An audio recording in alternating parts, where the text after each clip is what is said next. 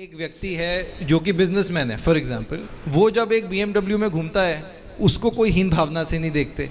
आप जब एक महंगी गाड़ी में घूमते हो लोग आपसे प्रश्न करने लग जाते हैं, ऐसा क्यों है? भारत इस मानसिकता से गुजर रहा है कि हम गरीब हैं तो तुम भी गरीब ही रहो। इस मानसिकता, इस बेड़ियों को अभी वो तोड़ नहीं पाया। भारत में कुछ लोग ये हैं कि हम तरक्की नहीं कर पाए तो तुम भी मत करो, हम गाड़ी नहीं ले पाए तो तुम भी मत लो, हम नहीं बढ़ पाए तो तुम भी मत बढ़ो।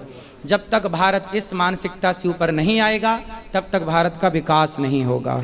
दूसरों की तरक्की, दूसरों के उत्थान को देखकर आपको प्रसन्न होना चाहिए। अब हमने गाड़ी क्यों ली? भाई हमें तो रोज़ कहीं काम से दिल्ली जाना होता है, कहीं बम्बई जाना होता है, कहीं भारत के उस कोने में जाना होता है, लंबी यात्राएं हैं, तो गाड़ियां लेनी पड़ती हैं ताकि समय पे जाकर काम करके समय पे वापस आएं।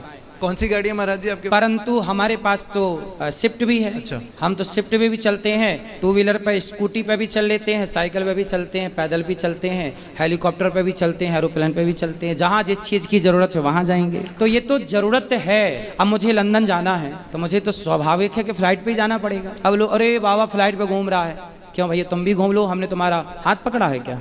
तुम भी घूमो। महाराज जी लोग कह रहे थे ना बिजनेस क्लास में क्यों जा रहे हो, आप इकोनॉमी में जाओ। भाई हम थोड़ी जाते हैं, हमें जो बुलाता है वो अपनी व्यवस्था से बुलाता है, वो बिजनेस पे कराए या सिंपल कराए, हम उस पे जाते हैं, हमें कोई एतराज नहीं है। हम सामान्य पे भी जाते हैं। अभी हम बिहार गए थे कुछ महीने पहले, एक दिन के लिए जाना था, उसी दिन आना था क्योंकि अगले दिन से कथा थी। तो जिसने बुलाया वो वहाँ का कोई राजा था, उस राजा का खुद का एक हेलीकॉप्टर था, तो उसने मुझे हेलीकॉप्टर भेजा कि आप इस पे आइए, क्योंकि उसे बुलाना था। भाई मैं तो बोल रहा हूँ कि मैं आऊँगा, पर मैं एक ही दिन में 1 घंटे के लिए आऊँगा। तो अब वो चाहे मुझे ट्रेन से बुलाए, पैदल बुलाए, साइकिल से बुलाए, हेलीकॉप्टर से बुलाए, ये उसका मन है कि वो कैसे बुलाता। लेकिन ये मानसिकता भी भारत उभरा नहीं इन चीज़ों। अरे आप हेलीकॉप्टर में कैसे बैठ रहे हैं, आप इस पे कैसे बैठ रहे हैं? मतलब बिजनेस क्लास पे जो गुटखा का प्रचार कर रहे हैं, शराब का प्रचार कर रहे हैं, गंदी चीज़ों का प्रचार कर रहे हैं, वो यदि बिजनेस क्लास पर बैठे हैं उन्हें ऐतराज नहीं है, लोगों का ऐतराज नहीं है।